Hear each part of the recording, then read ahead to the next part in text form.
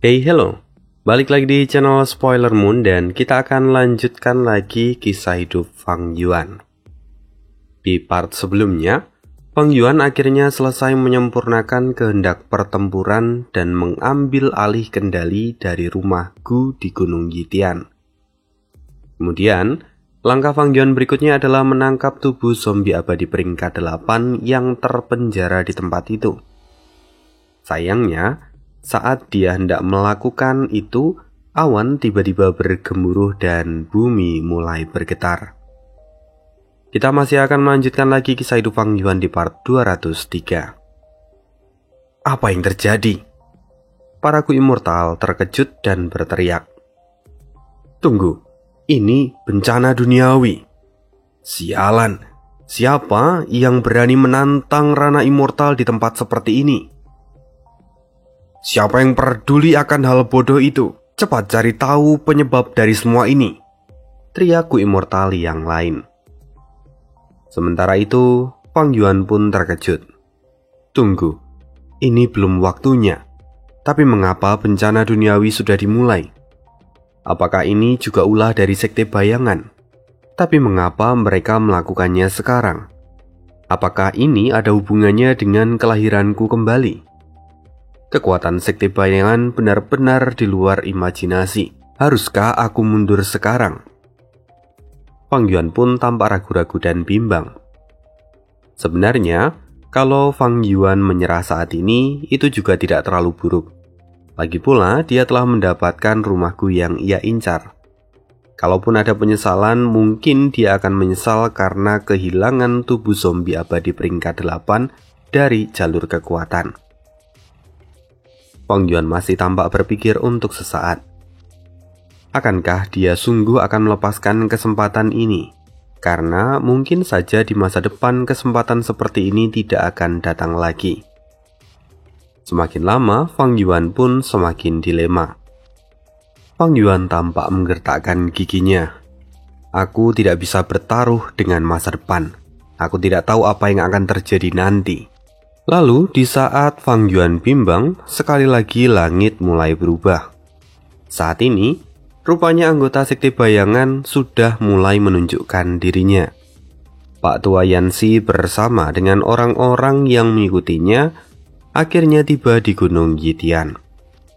Segera setelah itu, formasi 10 zombie abadi pun bangkit dan mengurung semua Gu Immortal termasuk juga Gunung Yitian di dalamnya. Para Gu Immortal kini mulai menjadi marah. Semua masih berjalan sama seperti di kehidupan Fang Yuan sebelumnya. Sementara itu, Pak Tua Yanxi sekali lagi mengingatkan Ying Wuxie. Aku sudah memberitahumu apa yang harus kau lakukan. Kau harus mengingat semuanya. Ying Wuxie pun mengangguk. Aku mengingatnya, kau tidak perlu khawatir tentang aku. Secara umum, Ying Wuxie baru lahir selama 12 jam. Dan saat ini kultivasinya masih ada di peringkat 6. Kalau dilihat dari pencapaiannya, ini jelas luar biasa. Kemudian Pak Tua Yanxi berkata lagi, aku akan pergi sekarang.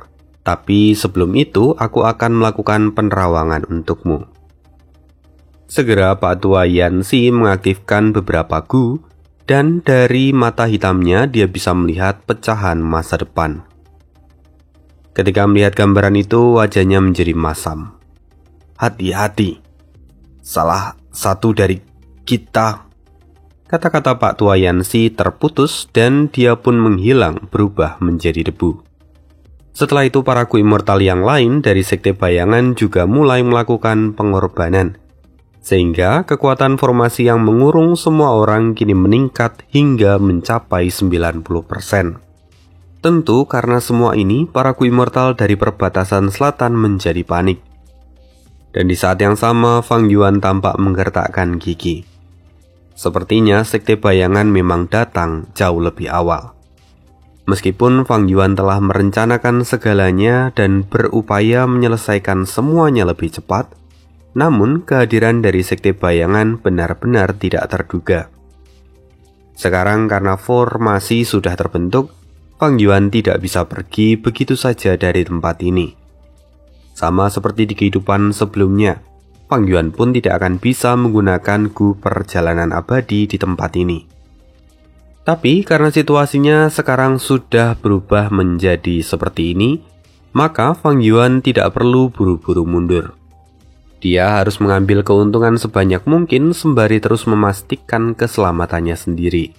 Karena jika Fang Yuan memaksa pergi menggunakan rumah gu yang baru saja ia dapatkan, itu juga masih akan membutuhkan banyak waktu dan pengorbanan.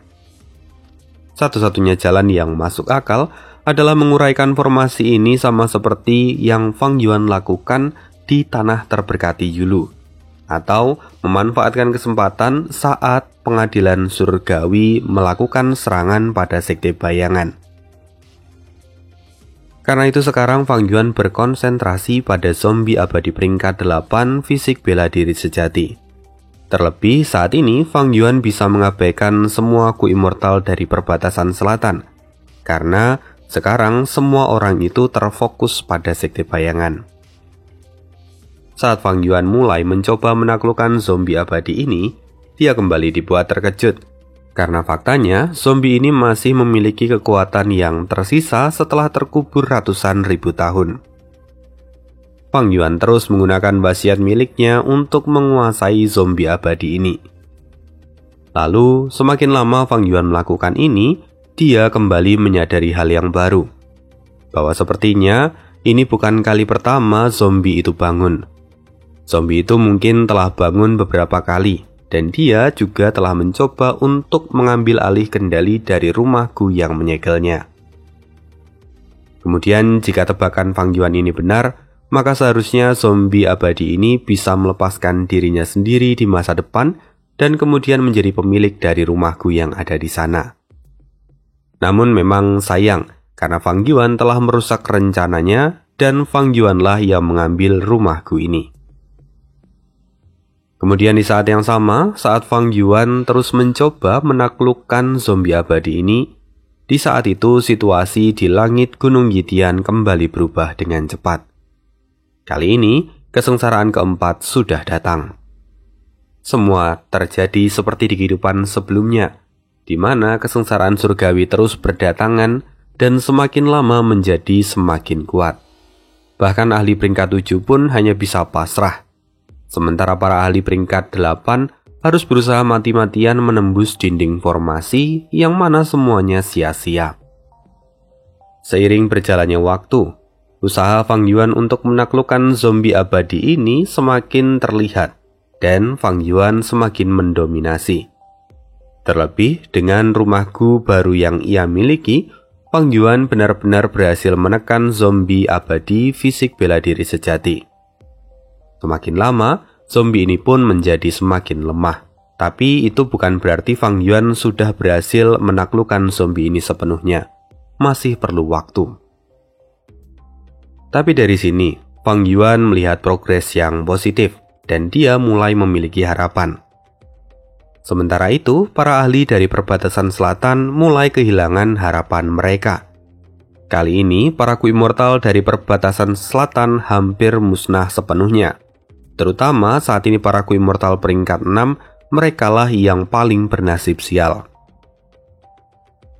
Sementara itu, kalau kita melihat ke atas langit, di sana terlihat sebuah bangunan yang menjulang tinggi dan tampak melayang di antara awan.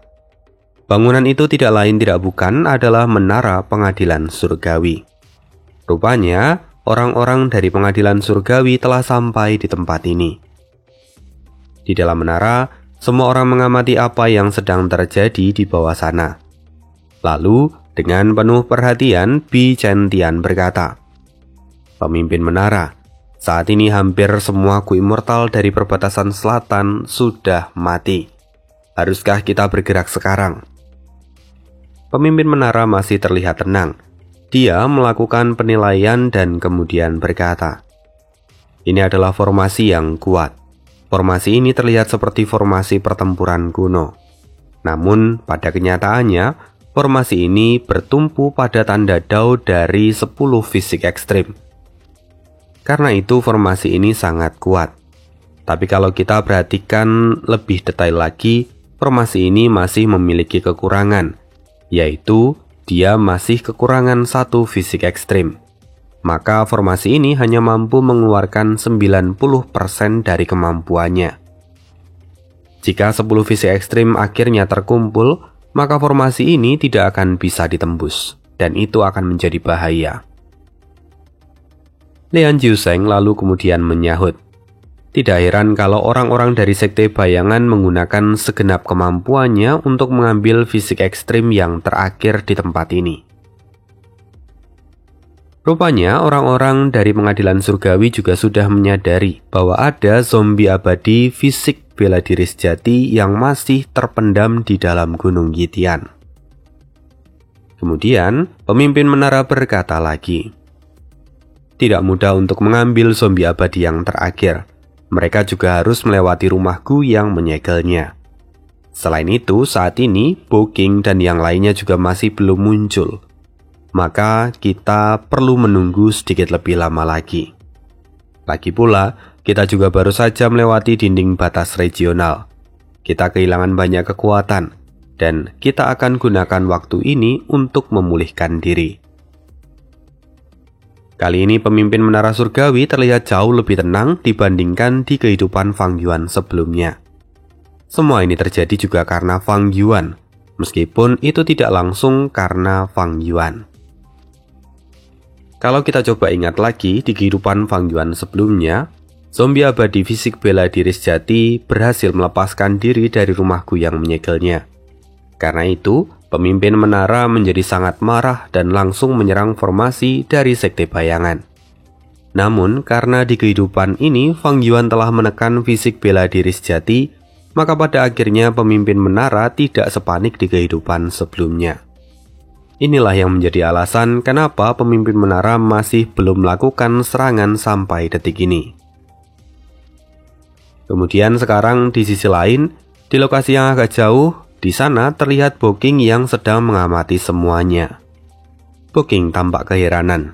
Dia berkata, mengapa pengadilan surgawi masih belum bergerak?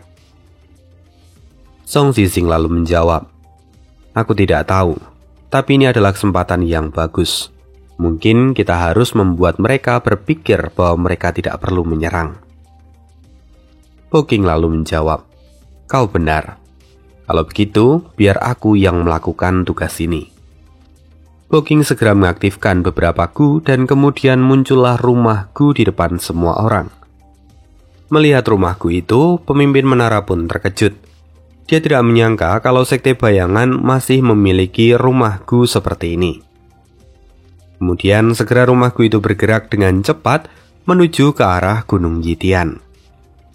Sementara Fang Yuan sendiri terkejut setelah melihat rumahku itu. Sial, rumahku kota bulu suci. Kenapa ada di sini? Rupanya rumahku yang digunakan oleh Bo King adalah rumahku kota bulu suci. Yang mana rumahku ini pada awalnya adalah milik dari ras manusia bulu.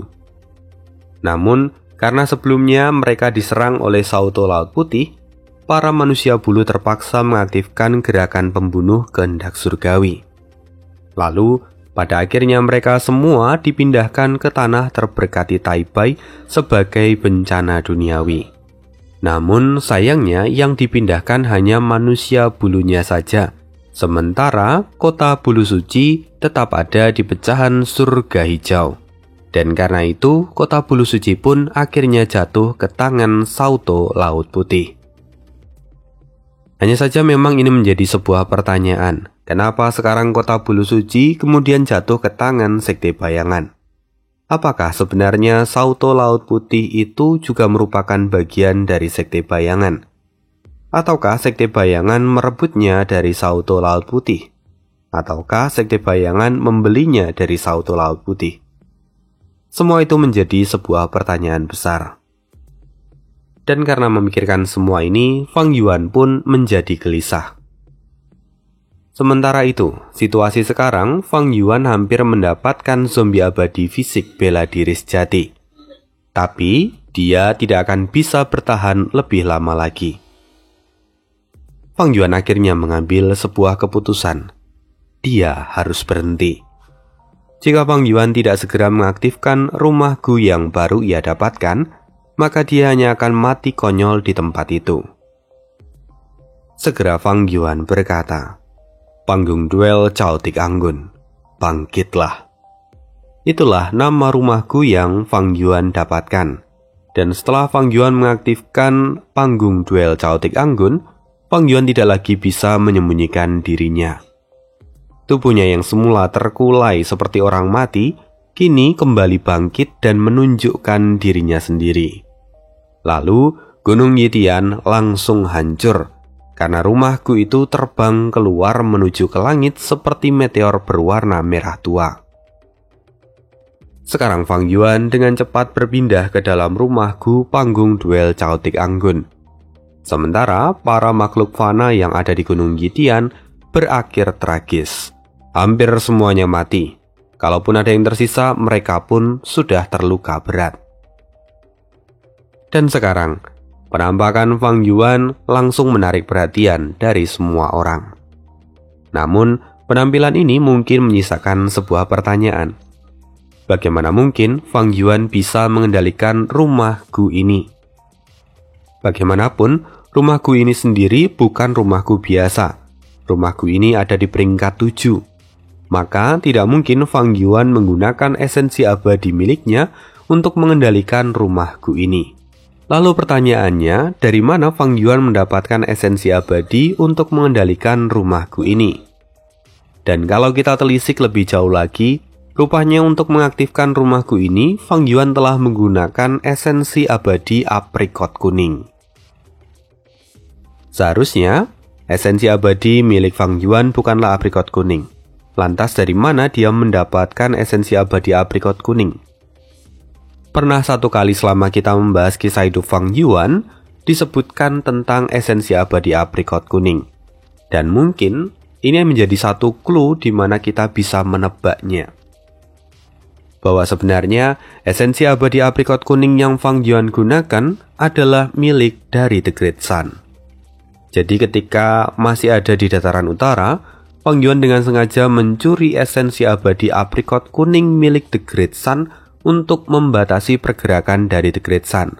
Ada beberapa butir waktu itu yang diambil oleh Fang Yuan.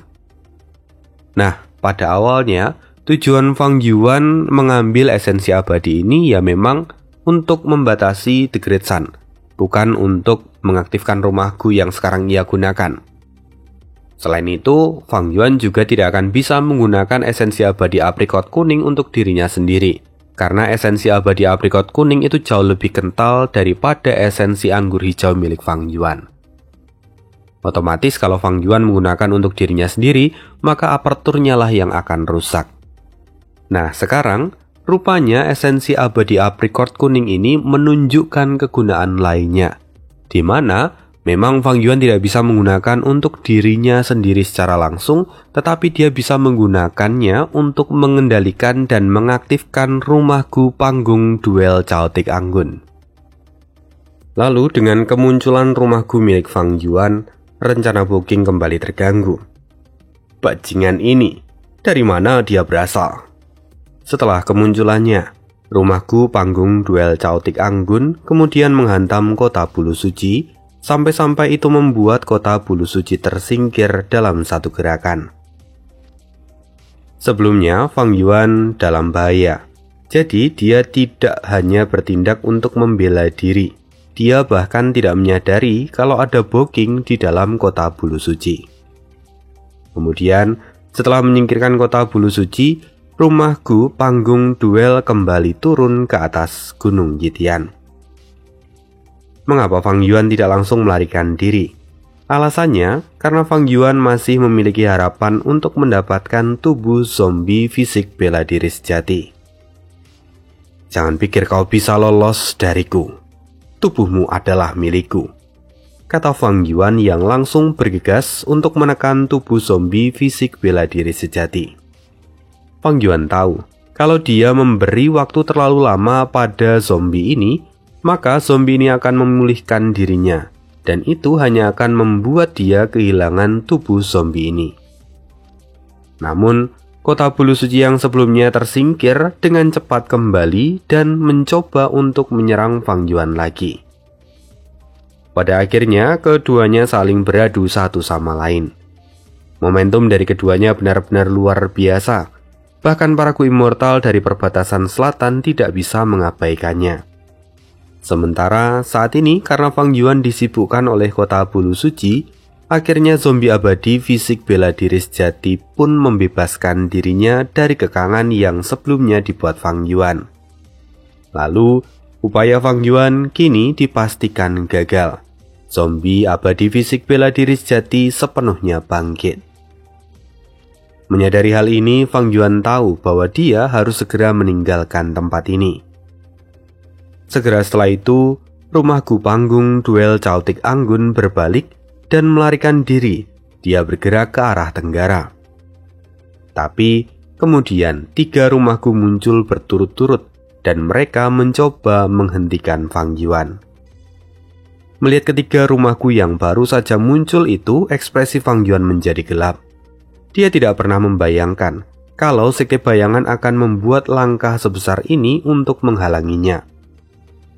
Dan ketika memikirkan ini, tiba-tiba pikiran Fang Yuan terusik. Tunggu, apa ini berarti Sekte Bayangan sudah mengetahui tentang diriku? Ekspresi Fang Yuan kini terlihat semakin gelap. Situasinya benar-benar tidak menguntungkan bagi Fang Yuan saat ini. Lalu, dengan 4 rumah Gu yang mengejarnya, Fang Yuan mau tidak mau kini semakin terdesak. Satu-satunya harapan yang masih Fang Yuan miliki adalah pengadilan surgawi. Saat pengadilan surgawi ikut bertarung, maka dia akan mengincar celah di antara kekacauan itu. Tapi, ketika memikirkan ini, Fang Yuan menyadari ada sebuah keanehan. Mengapa mereka belum juga muncul? Fang Yuan semakin gundah. Seharusnya saat ini, orang-orang dari pengadilan surgawi telah tiba. Tapi mereka masih belum juga bergerak. Apa yang sebenarnya terjadi? Fang Yuan memutar otak. Dia lalu bergumam, haruskah aku memancingnya? Lalu, Fang Yuan mulai perlahan mengurangi kekuatan dari rumah Gu miliknya. Dan sementara itu, di dalam menara pengadilan surgawi, pemimpin menara baru saja membuat penerawangan. Dia tampak tersenyum dingin dan berkata, "Sekarang aku tahu, orang yang ada di dalam panggung duel Caotik Anggun itu adalah Gu Yue Fang Yuan. Dia adalah iblis dari dunia lain, dan dia adalah dalang dari runtuhnya tanah terberkati istana kekaisaran, serta runtuhnya gedung 88 Yang. Dia sepertinya memiliki hubungan dengan iblis jiwa spektral dan iblis teratai merah. Iblis kecil ini benar-benar licik. Dia kali ini terlihat tersudut, tapi sebenarnya dia ingin kita bertindak dan menyerang formasi ini." Mendengar itu, orang-orang di sekitar pemimpin menara pun terkejut. Lalu, Lian Jiusheng bertanya, "Lantas apa Fang Yuan ini sekutu atau musuh? Apakah kita harus mengambil tindakan atas dia?" Pemimpin menara lalu menjawab, "Aku tidak tertarik pada hubungan Fang Yuan dengan Sekte Bayangan, karena semua itu tidak penting. Tapi untuk saat ini, karena dia mencoba memancing kita untuk menyerang, maka ayo lakukan seperti yang dia inginkan. Lagi pula saat ini Sekte Bayangan telah mendapatkan zombie abadi bela diri sejati. Jika dibiarkan, maka Sekte Bayangan hanya akan mendatangkan bencana ke depannya. Sekarang, semuanya ikuti aku dan aktifkan menara pengawas langit. Hancurkan formasi ini dan hancurkan skema musuh." Mendengar itu, semua orang dari menara pengadilan surgawi bersorak. Mereka semua kini dipenuhi dengan niat membunuh.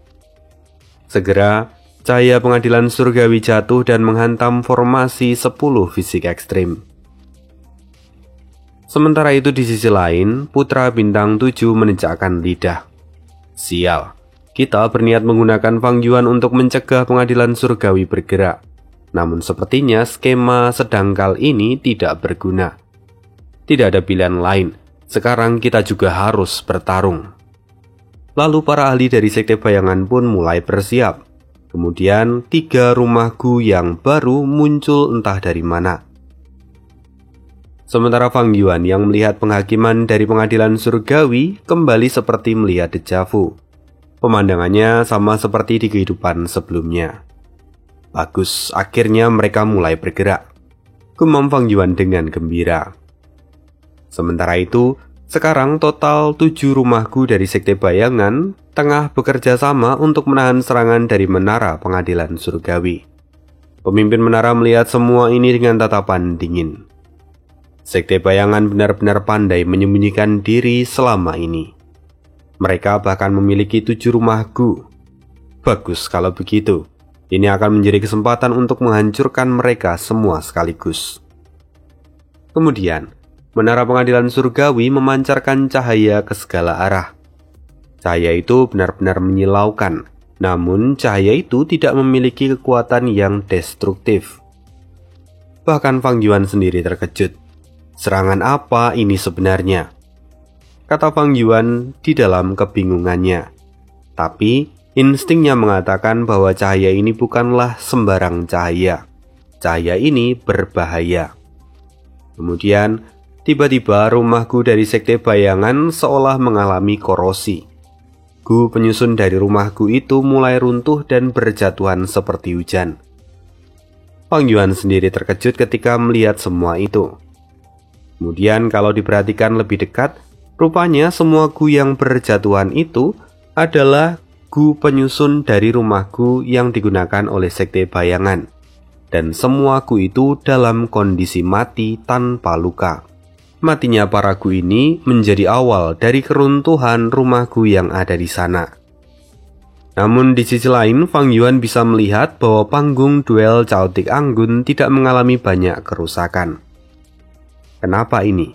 Apakah pengadilan surgawi dengan sengaja menghindariku? Fang Yuan bergumam. Pemimpin menara tampak dingin ketika melihat semua ini. Jika harus menjelaskan, sebenarnya cahaya yang menyilaukan itu adalah gerakan pembunuh dengan Gu takdir sebagai inti. Hal ini memungkinkan penggunanya untuk menentukan takdir dari yang terkena oleh cahaya ini. Namun, 3 rumah Gu dari Sekte Bayangan telah mengalami serangan ini dan fatal. Mereka berusaha menjaga formasi 10 fisik ekstrim dan mengorbankan diri mereka. Pada akhirnya, hanya ketiga rumah Gu itulah yang dihancurkan, sementara yang lainnya mengalami kerusakan yang beragam. Namun, ini belum berakhir. Skema dari Sekte Bayangan masih berlanjut. Kemudian, di saat yang sama, saat ini inti formasi 10 fisik ekstrim telah diambil alih oleh zombie abadi fisik bela diri sejati. Sementara Ying Wuxie terbang keluar inti formasi dan masuk ke dalam kota bulu suci. Kini zombie abadi fisik bela diri sejati tertawa dengan keras. Setelah sekian lama aku ditekan, akhirnya hari ini aku bebas. Lihat saja, hari ini kalian para bajingan dari pengadilan surgawi, rayakan kebangkitanku dengan kematian kalian. Kembali, formasi 10 visi ekstrim diaktifkan. Lalu awan gelap terbentuk dan menutupi seluruh tempat itu. Kemudian, apertur abadi yang tak terhitung jumlahnya ditarik keluar dari bawah oleh kekuatan mistis yang dimiliki oleh formasi ini. Semuanya seolah-olah membentuk cahaya bintang. Semua apertur itu berkumpul di pusat awan yang gelap, dan Gu yang tak terhitung jumlahnya pun kini terbang bersamaan.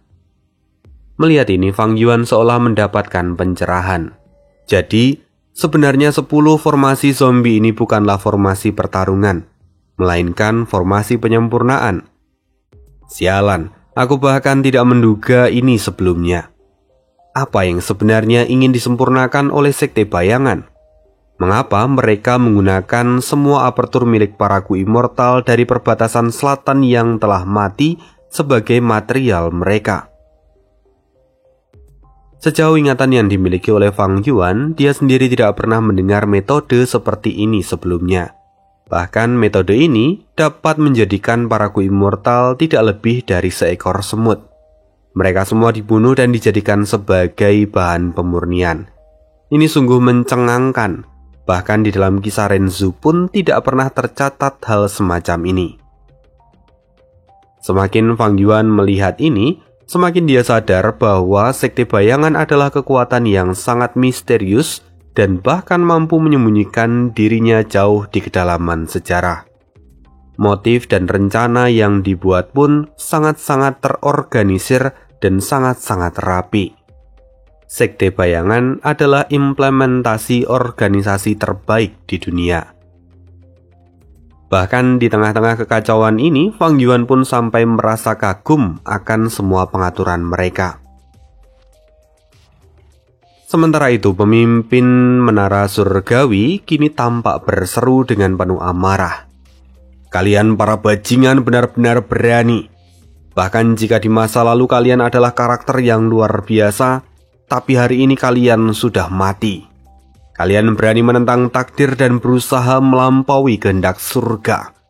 Lihat saja, aku tidak akan membiarkan kalian berhasil dengan semua rencana kalian.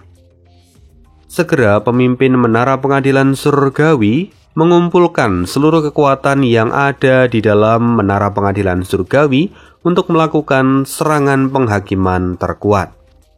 Melihat semua ini, orang-orang dari Sekte Bayangan berseru, "Bertahanlah." Kemudian, dunia kembali menjadi putih. Serangan takdir kali ini jauh lebih besar. Fang Yuan pun tidak bisa menghindarinya. Dan di saat dia sadar, dia sampai muntah darah.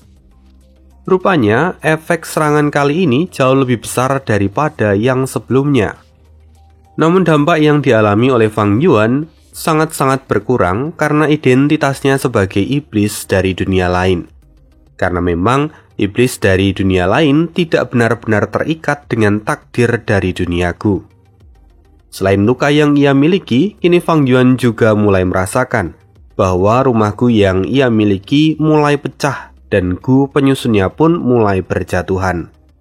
Singkatnya, kali ini panggung duel Chaotic Anggun milik Fang Yuan mulai menderita kerusakan yang besar. Setidaknya ada sekitar 1000 gu fana yang mati, dan 2 gu immortal diambang kematian setelah terkena serangan ini. Memikirkan semua kerugian ini, Fang Yuan bergumam, "Gila, aku benar-benar harus melarikan diri begitu aku memiliki kesempatan." Jika Fang Yuan tetap berada di sini, maka pada akhirnya dia hanya akan berakhir seperti di kehidupan sebelumnya. Belum lagi masalah yang lebih parah adalah Spring Autumn Cicanda saat ini masih tertidur. Fang Yuan tidak tahu apakah Spring Autumn Cicanda dapat digunakan atau tidak. Kini Fang Yuan terus mengamati alur pertarungan di antara Sekte Bayangan dan Menara Pengadilan Surgawi. Kali ini, Menara Pengadilan Surgawi kembali dikelilingi oleh cahaya putih. Kemudian, sesaat sebelum cahaya putih itu dilepaskan, Kota Bulu Suci mengabaikan serangan Menara Pengadilan Surgawi. Kota Bulu Suci kini malah bergerak menuju ke arah Fang Yuan dan hendak menabraknya. "Sialan, dia malah mengejarku sekarang. Apa yang mereka pikirkan?" Fang Yuan pun tampak geram. Dengan segera Fang Yuan menghindari setiap serangan dari rumah Bulu Suci. "Untuk saat ini aku harus bertahan sampai serangan berikutnya dari Menara Pengadilan Surgawi dilepaskan," gumam Fang Yuan. Dia sambil terus melihat ke arah Menara Pengadilan Surgawi. Namun hal aneh pun terjadi. Ketika cahaya putih sudah terkumpul, tiba-tiba semuanya menjadi ledakan dan cahaya putih itu menghilang. Kondisi Menara Pengadilan Surgawi kini benar-benar rusak parah. Kemudian terdengar suara dari Kota Bulu Suci. Itu adalah suara dari Putra Bintang 7. Dia berseru, "Pemimpin Menara, kau terlambat 1000 tahun jika kau ingin menangkap kami." Mendengar perkataan ini dan melihat apa yang sedang terjadi, Fang Yuan terkejut. Bagaimana ini bisa terjadi? Akankah orang-orang dari Sekte Bayangan bahkan telah mensabotase Menara Pengadilan Surgawi? Ini menjadi sebuah pertanyaan. Dan sementara itu, di dalam Menara Pengadilan Surgawi, kekacauan yang lebih besar sedang terjadi. Semua orang kini menjadi panik. Bagaimana bisa rumahku peringkat 9 kita rusak separah ini? Apa yang sebenarnya terjadi? Bukankah sekte bayangan bahkan tidak menyerang kita? Kalau itu benar, berarti semua kerusakan ini berasal dari dalam. Sementara pemimpin menara terlihat sangat marah. Ada pengkhianat di dalam pengadilan surgawi. Kini, pemimpin menara langsung menatap Bi Zhentian dan Lian Jiusheng. Kali ini, pikiran dari pemimpin menara langsung tertuju pada kedua orang ini. Karena hanya kedua orang ini yang memiliki peluang untuk melakukan sesuatu pada menara pengadilan surgawi. Sebagai pemimpin menara, dia memiliki kemampuan untuk mengetahui keadaan dari menara pengadilan surgawi itu sendiri. Maka tidak akan ada orang yang bisa memodifikasi struktur menara pengadilan surgawi selama dia mengendalikannya. Hanya ada satu keadaan di mana dia menjadi lengah, yaitu saat cahaya pedang Boking membelah menara pengadilan surgawi. Saat menara pengadilan surgawi itu terbelah, dua orang inilah yang membantunya untuk memperbaiki menara pengadilan surgawi. Dan di saat itu, sangat memungkinkan kalau orang-orang ini memodifikasi susunan dari menara pengadilan surgawi tanpa disadari olehnya. Apalagi, sebenarnya kedua orang ini sudah lama berjalan bersama dengan pemimpin menara. Dan hal itu membuat kecurigaan pemimpin menara menjadi sangat berkurang. Sekarang, karena pemimpin menara sudah menaruh kecurigaan pada Bi Zhentian dan Lian Jiusheng, para paraku immortal lainnya segera mengelilingi mereka berdua. "Tunggu, kenapa aku dicurigai?" kata Bi Zhentian yang terkejut. "Bukankah untuk bergabung dengan pengadilan surgawi ada begitu banyak cobaan yang harus kulalui? Dan pengadilan surgawi juga ada selama 3 juta tahun. Bagaimana bisa ada pengkhianat yang muncul di dalamnya? Mungkin ini adalah salah satu metode dari sekte bayangan yang bisa merusak menara pengadilan surgawi," kata Bi Zhentian. Dia benar-benar terlihat sangat cemas. Sementara itu, Lian Jiusheng tiba-tiba tertawa dengan keras. "Benar, pengadilan surgawi sudah ada sejak 3 juta tahun yang lalu. Setiap tes dan ujiannya pun sangat ketat. Namun, metode yang kalian gunakan terlalu usang. Apa kalian pikir dengan metode seperti itu akan sulit untuk menyusup ke dalam menara pengadilan surgawi?" Mendengar itu, Bi Zhentian berteriak, "Lian Jiusheng, kau!" Segera secara tidak sadar, Bi Zhentian pun mengambil satu langkah mundur dan dia menjadi sangat waspada. Sementara para masterku immortal yang lainnya berseru, "Jadi Lian Jiusheng adalah pengkhianat! Tangkap dia!" Mendengar itu, Lian Jiusheng pun tertawa. "Sejak awal aku berdiri di sini dan kalian ingin menghentikanku sekarang? Bahkan rumahku peringkat 9 tidak bisa lolos dari pengaturanku. Apa kalian pikir kalian bisa menangkapku? Kalian hanya bermimpi." Setelah mengatakan itu, Lian Jiusheng tiba-tiba muntah darah. Kemudian dari mulutnya segera keluar angin berwarna hijau. Angin itu segera membentuk sebuah tornado. "Tidak, ini angin asimilasi!" teriak paraku immortal yang lain. Kali ini, Lian Jiusheng mengakhiri hidupnya sendiri dan telah membuat kekacauan di dalam menara pengadilan surgawi. Lian Jiusheng juga membuat angin asimilasi, sama seperti yang dilakukan oleh Qin Paisheng. Fakta tidak terpungkiri, mereka berdua benar-benar berasal dari sekte bayangan. Kini semua orang menjadi panik. Angin asimilasi bukanlah hal yang remeh. Mereka dapat mengasimilasi apapun yang mereka sentuh. Melihat hal ini, pemimpin menara segera mengambil tindakan. Dia memobilisasi menara pengadilan surgawi dan segera menghentikan angin asimilasi.